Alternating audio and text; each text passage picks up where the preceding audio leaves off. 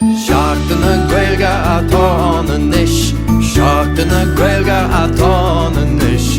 Seachtain na Ghaeilge atá an inis. Ghaeilge Beo Inár Saol. Tarlaíonn rud éigin maith inar lá, nuair a thagann ar tteanga amach as ar mbéal. Tá draíocht speisialta istigh sa fada, Ghaeilge Beo Inár Saol.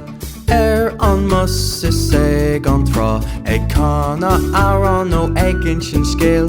Ná bí buartha tóg mo lámh, tá Ghaeilge Beo Inár Saol.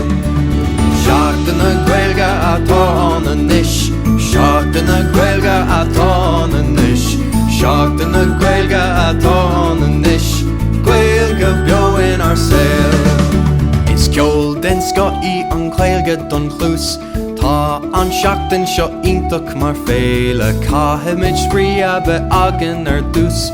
Ghaeilge Beo Inár Saol.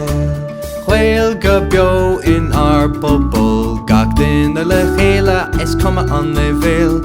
Tóir dún do chúpla